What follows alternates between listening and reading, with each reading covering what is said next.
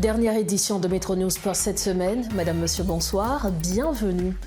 À la une de l'actualité de ce vendredi 7 août 2026, plusieurs policiers ont été blessés et un véhicule blindé de la PNH incendié lors d'une attaque armée à Keskov. Renforcés par les FADH et des brigades de vigilance, les forces de sécurité ont repris le contrôle de la zone. Dans le même temps, la force de répression des gangs s'installe au Gonaïve et participe à une opération ayant permis de rouvrir la route nationale numéro 1. L'ancien Premier ministre Evans Paul appelle à un processus électoral fondé sur les réalités nationales. Il estime que le calendrier électoral ne doit pas être dicté par des pressions internationales, mais par les conditions sécuritaires et la volonté du peuple haïtien. Il invite les autorités à agir avec responsabilité afin d'éviter une aggravation de l'instabilité. Également à la une de ce vendredi, le CEP ouvre 19 nouveaux centres d'inscription dans l'Ouest. Toutefois, son président Jacques Desrosiers précise que des difficultés infrastructurelles ralentissent l'installation de certains centres d'inscription des électeurs à travers plusieurs communes.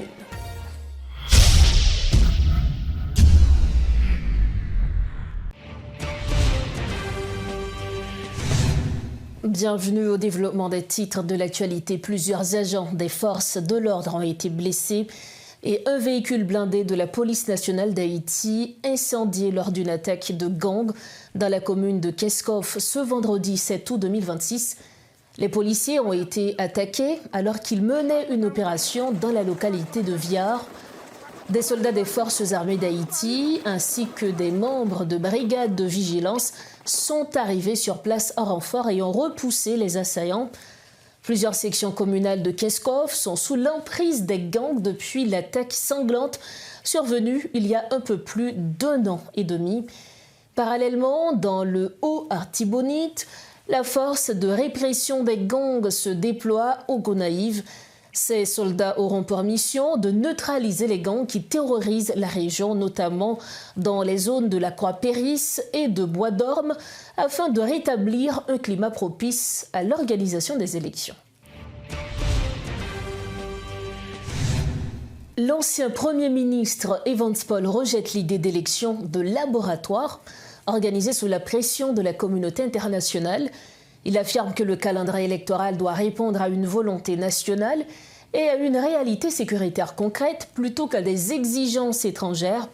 L'ancien Premier ministre appelle donc les autorités à faire preuve de responsabilité afin d'éviter de plonger le pays dans une instabilité accrue. Moi, je pense que l'autorité a fait élection sous pression. C'est-à-dire que ce n'est pas une élection à faire pour le pays. C'est une élection qu'a faite parce que l'étranger dit qu'il faut une élection faite, il faut une démocratie en Haïti. J'en ai le passé, et que eux-mêmes, ils ont essayé pour justifier le sous pouvoir au gagné, ou bien pour faire un petit temps plus sous pouvoir, pour ne pas retirer, ils font une élection, n'importe quel genre, une élection pour éviter. Je pense que l'autorité, il faut qu'on dise la vérité. Il faut qu'on dise étranger, oui, nous voulons faire élection, mais il y a des conditions pour qu'on réunisse pour faire élection. Il faut montrer qu'il y a une volonté réunie, conditions autour. Il n'est pas seulement caché derrière par une condition, mais il faut prendre disposition, il faut planifier la question sécuritaire. La question sécuritaire, elle n'est pas régler seulement dans tirer les armes à bandits, non. Nous avons avec le CNDDL, par contre, ça l'a réglé. Ou comprendre, il y a une confusion totale. Personne n'est pas clair sur ça qu'a réglé sous question sécuritaire. L'autant des autorités, directeur cabinet, le ministre de la Défense, ils kidnappent pas toute famille. Je salue M. Sahar, qui sont gros cadres, depuis avec famille, sont gros souffrance. Là que autorité dans l'État, pas capable même proche collaborateurs de sécurité et peuple va le voir une élection. Ça veut dire faut nous vraiment réfléchir et demander aux autorités faire preuve de responsabilité par rapport à pays, par rapport à peuple là. En même temps, pas dit camper sous élection, mais faut assurer nous élection à fait dans bonnes conditions. Toujours concernant le processus électoral, le Conseil électoral fait actuellement face à des défis d'ordre infrastructurel qui freinent la mise en place de centres d'inscription des électeurs dans certains quartiers, souligne son président Jacques Desrosiers. Toutefois, l'institution entend ouvrir progressivement l'ensemble des centres prévus sur tout le territoire. À cet effet, le Conseil électoral a procédé ce vendredi à l'ouverture de 19 nouveaux centres dans le département de l'Ouest. Le président du CEP encourage la population à continuer de s'inscrire afin de prendre part aux prochaines élections. Les propos de Jacques Desrosiers. Jeudi là, nous avons 19 lots. Nous avons la première et deuxième circonscription. Nous avons Delma continuer à augmenter sans discussion dans Delma, augmenter dans Tabac, augmenter dans Pétionville. Jeudi, nous venons lancer la deuxième circonscription, de Port-au-Prince, une façon pour nous dire que, pour nous permettre que la population dans la deuxième circonscription, pour lui jouer un côté pour l'inscrit, pour la voter, jour élection. Jeudi, nous avons ouvert 400 d'inscriptions dans la deuxième circonscription. C'est l'École nationale République des États-Unis, il y a un foyer social Rose Lérisson, il y a un marché public là, il y a un cric-crac qui sous-tête canapé vert. Nous avons continué tout pendant le week-end, continuer à ouvrir centre d'inscription dans l'Ouest. Et dans Port-au-Prince, nous avons ouvert centre d'inscription et dans la première et dans la deuxième circonscription de Port-au-Prince. Nous avons analysé avec l'autorité sécuritaire moyens, possibilités pour ouvrir centre d'inscription dans la troisième circonscription. Entre-temps, côté que nous ouvrons centre d'inscription déjà, nous avons renforcé et nous avons gardé possibilité pour continuer à ouvrir centre d'inscription dans tout le pays. De façon pour nous permettre à la population de faire deux pas. Premier pas, c'est prendre une carte d'identification nationale ou venir inscrire. Et deuxième pas, jouer l'élection à le voter. Autre point de l'actualité, les agents de l'immigration américaine ont reçu pour instruction de différer pour l'instant les arrestations de ressortissants haïtiens dont le statut de protection temporaire TPS a expiré, ont indiqué jeudi des médias américains. Cette pause opérationnelle, qui n'a pas été confirmée officiellement par le département de la sécurité intérieure, ne s'applique pas aux personnes faisant déjà l'objet d'un ordre de renvoi définitif. Sa durée et sa portée à l'échelle nationale demeurent incertaines. Pour plus de précisions, nous recevons notre confrère de CTN TV, Emmanuel Paul. Monsieur Paul, bonsoir. Merci pour ce avec nous à Suède dans Metro News. Bonsoir, Osberlin. C'est un plaisir pour m'avoir. Selon information, l'ICE t'a recevoir l'ordre pour ta camper, même temporairement, vague d'arrestation que tu as fait sous migrants haïtiens. Est-ce que c'est une nouvelle qu'on est capable de confirmer pour nous? Bon, c'est le journal américain Newsweek qui gagne une très bonne réputation, qui a annoncé que gagne disposition qui prend dans le niveau administration Trump qui baille l'ordre pour ICE à faire un campé sous opération dans la communauté haïtienne. Mais cependant, si gagne des gens qui gagnent l'ordre de déportation qui émettent contre eux, donc ICE est capable toujours de procéder avec arrestation Monsario. D'après ça, Newsweek lui-même les rapporté. Maintenant, est-ce que c'est une nouvelle, c'est une politique ou bien c'est juste un bagage temporaire de quelques jours et une semaine ou bien nous ne connaissons pas. Mais le fait est que gagne des dispositions dans le niveau administration à Newsweek rapporté qui demandent pour ne pas faire des opérations spectaculaires dans la communauté haïtienne. Ils ont campé sous vague d'opérations dans le niveau et communauté haïtienne. Ça, les venu, c'est après que gagné donc une grosse opération qui était faite dans une communauté haïtienne dans le niveau Maryland, que les Salisbury, donc son ville qui gagne environ 10% population qui vivent là-dedans, c'est haïtien. Et gagné information comme quoi tu gagné et en gros descente qui était faite, Haïti a arrêté un peu le monde. Et mais bon, ça, donc, les venus, et dans ce sens, après quelques organisations ou bien personnalités, ou même, ils ont contacté l'administration. Mais nous ne connaissons pas dans quelle mesure et disposition ça l'a arrêté ou bien pour combien de temps l'a fait. Mais jusqu'à présent, DHS avec ICE, pour qu'on prononce publiquement sur question. Non, ICE, DHS pas dit rien. ICE pas dit rien sur lui, il n'a pas ni confirmé ni infirmé. C'est-à-dire, les gens qui suivent Metro News et Kounyala, si aux États-Unis, ils ont besoin de comprendre que même si la nouvelle était vraie, nous prenons pour acquis que c'est vrai, même s'il t'a vrai, ce n'est pas une raison pour aucun monde laguer quoi dans la rue, comme quoi l'immigration pas arrêter. Il faut toujours prendre toutes les dispositions nécessaires pour capable protéger tes tout. Et même si tu as gagné politique ça qui est en vigueur, parce que ICE a toujours déployé et il a cherché des gens qui ont même gagné l'ordre de déportation ou bien des gens qui gagnent réputation comme gens qui commettent des crimes. Et les opérations ça va fait en pile fois ICE gagne des targets, les gagne et on cap pour l'y atteindre. Les n'est pas capable d'arriver à atteindre l'objectif ça qu'on arrive donc il a décidé de faire usage de force donc il prend monde. Donc, au monde qui a suivi, il besoin de comprendre que c'est vrai, tu as gagné l'ordre qui va pour poser, mais ça ne va pas dire pour autant. Et toute bagarre rentrer dans l'ordre, donc il est toujours nécessaire pour nous prendre toutes les dispositions et pour capable protéger tête. Est-ce qu'à partir de ça, la communauté haïtienne a plus ou moins interprété comme une lueur d'espoir? Est-ce qu'on peut attendre que Kagé ait une décision favorable qui t'a venu après, notamment après discussion, pour eux? Bon, nous commençons ouais quelques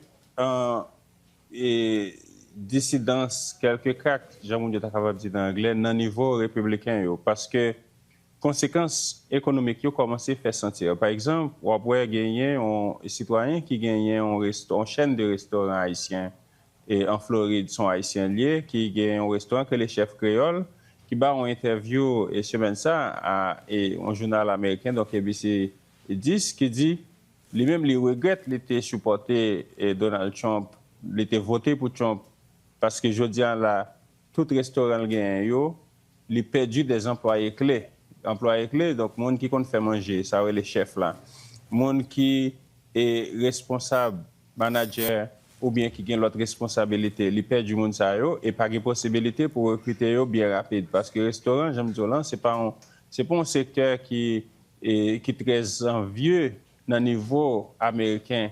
C'est-à-dire américain moyen pas chercher un travail dans un restaurant, un job pour $15 pour $17 l'heure, son job généralement haïtien donc nous-mêmes nous fait. Donc monsieur lui-même il noté qu'il était voté pour Trump mais il pas connaît c'est comme ça bagarre là t'a pas lié. Et ces mêmes réactions, ces mêmes comportements tout bon côté en pile l'autre business qui ont même commencé à faire des marches, faire pression. Nous pas connaître dans quelle mesure et démarche ça pour ton résultat. Mais le fait est que vous sentez les conséquences là. Mais c'est beaucoup même commencement parce que l'école commence à l'ouvrir. Gagner l'école presque 50% suivant la communauté. Personnel là, c'est haïtien, depuis comme conducteur de bus jusqu'à professeur, nurse, donc infirmière. Et l'autre, si l'école l'ouvrir, élèves commencent à rater jouer l'école parce que le bus pas qu'à venir prendre parce que comprenez bien ou pas capable de sortir dans la rue pour employer un chauffeur de bus ou jouer ce contrat ensemble avec moi dire d'après même bon job chauffeur de bus parce que gagner des licences spéciales qu'on besoin prendre et pour venir donc capacité ça c'est pas un bagage ou machine à la ou prend et apparemment l'administration pas évalué et conséquences ça donc qui commence à venir économie pour moi juillet en perdu des milliards de dollars qui liés à bataille et chasse administration a fait contre les migrants. Donc apparemment gagner des réunions de haut niveau dans l'administration qui a fait pour connaître comment on a abordé les questions ça avant les empirer dans meilleur. Et c'est un dossier que nous, au niveau de Métropole, notamment Métro News, nous suivons de près. Merci infiniment pour toute précision qu'on toujours pour nous, Monsieur Emmanuel Paul. Merci beaucoup. Merci Rosberly, c'est ton plaisir. Merci encore. Voilà donc les précisions du journaliste Emmanuel Paul, résident aux États-Unis. Il était notre invité ce soir à Métro News. Merci de votre fidélité à Métro News. Des conditions ne sont pas réunies pour favoriser les investissements directs étrangers en Haïti. Selon l'économiste Kessner Farrell, l'instabilité macroéconomique, un environnement des affaires peu attractif, entre autres facteurs, continue de décourager les investisseurs. Bien que le pays bénéficie chaque année de transferts de la diaspora estimés entre 4 et 5 milliards de dollars, ces ressources ne contribuent pas à restaurer la santé de l'économie haïtienne lorsqu'elles sont principalement consacrées à la consommation de produits importés, au paiement des loyers ou encore à l'organisation de mariages ou de funérailles. Pour sa part, l'ancien gouverneur de la Banque de la République d'Haïti, Jean Baden Dubois, estime que des dispositions doivent être prises afin de rétablir un climat sécuritaire, d'organiser les élections dans les délais impartis et de créer un environnement favorable aux investissements. Suivez ce reportage de Rodolphe Pierre-Louis. Pour la 8e année consécutive, le pays enregistre une croissance économique négative à moins de 2 mois de la fin de l'année fiscale. Stabilité politique, stabilité macroéconomique, environnement des affaires sain, 3 conditions qui ne sont pas réunies pour favoriser l'investissement direct étranger, explique Kessner Farrell. Il va prendre résultat 3 pays, il regarde la situation PIB, comment a évolué. Il n'y a pas aucune capable d'émotion. Il va c'est la République dominicaine qui a une plus forte croissance, qui a un rendement beaucoup plus élevé. Après, automatiquement, on investit dans la République dominicaine. Ce n'est pas sans raison qu'il y a plus d'investissements directs étrangers faits en République dominicaine. Ce n'est pas parce que le dominicain, c'est parce que le métier de l'an dominicain, là, bon. Jamaïque, qui est petit passo, 3 millions de monde, mais qui ont un PIB presque égal à pour là. Donc, deuxièmement, on parle de Jamaïque. Et finalement, là, dit, les Haïti, bon, la vie là-dedans. Donc, il n'y a pas d'émotion en quelque sorte. La régularité dans l'organisation des élections, le fonctionnement normal des activités commerciales, la garantie de la protection des vies et des biens, des facteurs essentiels qui attirent les investisseurs locaux et internationaux, autant de cases qu'Haïti ne coche pas. Même les investissements directs de la diaspora ne servent pas à restaurer la santé de l'économie haïtienne. Vous avez des grands piles bruit que nous voyons 4 milliards, 5 milliards de dollars américains. Mais l'argent, ça c'est la consommation que le favorise. Et la conférence qu'a faite là, c'est exactement, si vous voulez attirer investissement privé, il faut que c'est production. Donc si l'argent qui entre sur la diaspora, c'est manger le payer, c'est cailler le payer, c'est santé gain jusqu'à funérailles, enterrement, donc vous comprenez que 5 milliards, les entrées le sorti, à regarder l'importation. De son côté, l'ancien gouverneur de la BRH, Jean Baden Dubois, souligne que le dernier investissement direct étranger important remonte à 2024, soit 42 millions de dollars environ. En 2026, 10 autres millions ont été recensés. Qu'en sera-t-il d'ici la fin de l'année? L'espoir est mince. Les investissements directs en sont faibles et c'est un manque à gagner pour l'économie. Pourtant, Jean Baden Dubois y croit. C'est peut-être ça, peut-être jeudi, nous avons plus d'intérêt à garder et à encourager la diaspora à venir investir en Haïti. Investisseurs diaspora, pour que ça nous ait intérêt vraiment appuyer nous sous épaules, parce que eux-mêmes, ils ont un contact beaucoup plus journalier avec des investisseurs étrangers. Investisseurs étrangers qui t'a voulu venir en Haïti, s'ils jouent une diaspora qui est pratiquement dans le même style de business avec lui, qui accepte de faire une joint venture avec lui, puis ils viennent en Haïti, ils ont plus de chance de venir. Et diaspora, tout lui-même, il est capable de venir. De nombreux États ont connu l'instabilité politique à travers le temps. C'est en 1994 que la République dominicaine a pris des dispositions pour redorer son blason. Aujourd'hui, son PIB dépasse 130 milliards de dollars. Des pays africains comme le Rwanda ont fait de même et beaucoup d'entre eux ont progressé. Il y a de l'espoir, assure Jean Baden Dubois. Il faut commencer par retirer le pays de fragilité. Bon, c'est un problème fondamental pour nous résoudre. Il faut résoudre le problème de sécurité. Il faut résoudre le problème d'éducation. Trop petits monde parlent de l'école. Il faut résoudre le problème de travail qui va gagner dans le pays. Il faut résoudre le problème de fait que nous avons trop grande masse d'Haïtiens qui n'ont pas vivre toujours, qui par contre si je dis à manger ou si pas manger. Donc, dans la pyramide de Maslow, nous avons trop de monde qui en bas. Donc, il faut que nous soyons capables d'aider à avancer avant que nous parlions d'investissement direct étranger. Lors de la première édition du Forum économique organisé par la Chambre de commerce et d'industrie haïtiano-africaine, Kessner Farrell et Jean Baden Dubois ont exprimé leur position par rapport aux investissements directs étrangers. Fini les aides internationales, du moins avec l'administration Trump, l'Union européenne a aussi pris des mesures. Les dons internationaux ont diminué considérablement, souligne Kessner Farrell, regrettant qu'Haïti enregistre un taux de 5% de pression fiscale. La dette reste donc la seule option dans ce cas, et quand elle s'accumule, c'est une économie déjà moribonde qui en paie le prix.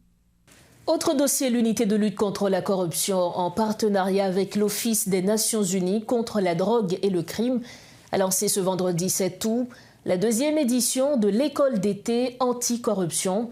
Plus de 60 étudiants de niveau licence recevront une formation à travers des conférences et des ateliers pratiques destinés à les engager dans la lutte contre la corruption et à renforcer leur sens de l'éthique. Placé sous le thème « Les institutions de contrôle et la consolidation de la bonne gouvernance en Haïti », cette initiative est l'occasion pour la directrice générale de l'ULCC, Gautimar Varnel-Morancy, de plaider en faveur de l'implication du secteur universitaire dans la lutte contre l'effondrement institutionnel. Suivez ce compte-rendu signé Garbijan. Des responsables d'institutions de contrôle, des représentants du secteur judiciaire, d'universités ou encore des dirigeants d'organisations de la société civile, ce sont plusieurs dizaines d'acteurs engagés dans la promotion de la transparence qui ont assisté au lancement de la deuxième édition de l'école d'été anticorruption portée par l'ULCC.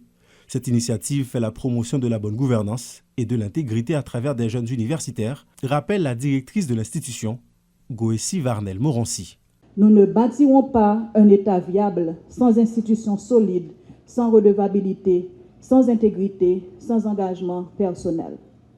La corruption n'est pas une fatalité haïtienne, c'est une pathologie qui se nourrit du silence, de l'impunité et de l'ignorance. Et comme toute pathologie, heureusement, elle se combat. Elle se combat avec des lois, avec des sanctions, avec des institutions, avec le refus de suivre la foule, de s'imposer pour ce qui est bien, pour ce qui est juste. Cette nouvelle édition est articulée autour du thème « Renforcement des institutions de contrôle en Haïti, défis structurels, mécanismes d'efficacité et perspectives pour la consolidation de la bonne gouvernance publique ». À travers ce programme, l'ULCC cherche ainsi à former des citoyens intègres susceptibles d'entrer dans la fonction publique. Maître Gassendi Kalis coordonne les activités de l'école anticorruption. Notre objectif ne se limite donc pas à la transmission de connaissances théoriques. Nous aspirons à former de véritables ambassadeurs de l'intégrité, porteurs de messages de probité et de transparence dans leur université, leur communauté et ultérieurement dans leur environnement professionnel. De son côté, le représentant de l'Office des Nations Unies contre la drogue et le crime, Juan Marquez, a salué la réussite de l'édition précédente. Pour lui, l'école d'été anticorruption est un levier de sensibilisation et de formation de véritables ambassadeurs de l'éthique.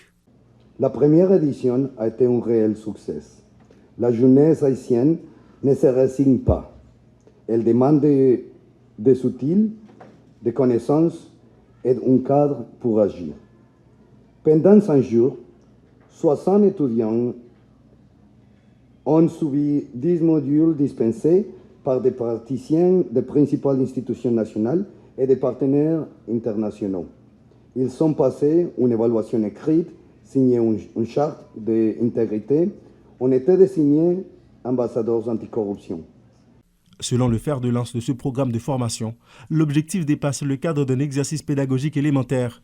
Il vise à former des citoyens conscients ainsi que des agents publics intègres et engagés dans la bataille contre le fléau de la corruption qui entrave le développement économique et social du pays. Voici le rappel des principaux titres à la une de ce vendredi. Plusieurs policiers ont été blessés et un véhicule blindé de la PNH incendié lors d'une attaque armée à Keskov. Renforcés par les FADH et des brigades de vigilance, les forces de sécurité ont repris le contrôle de la zone. Dans le même temps, la force de répression des gangs s'installe au Gonaïve et participe à une opération ayant permis de rouvrir la route nationale numéro 1. L'ancien Premier ministre Evans Paul appelle à un processus électoral fondé sur les réalités nationales. Il estime que le calendrier électoral ne doit pas être dicté par des pressions internationales, mais par les conditions sécuritaires et la volonté du peuple haïtien. Il invite les autorités à agir avec responsabilité afin d'éviter une aggravation de l'instabilité. Et puis le CEP ouvre 19 centres d'inscription dans l'OS. Toutefois, son président Jacques Desrosiers précise que des difficultés infrastructurelles ralentissent l'installation de certains centres d'inscription des électeurs à travers plusieurs communes. Voilà ce qui met fin à cette édition de Métro News. Merci infiniment de l'avoir suivi. C'est le week-end, profitez bien de la vie et surtout rejoignez-nous sain et sauf lundi prochain, toujours sur Métropole. Bonsoir.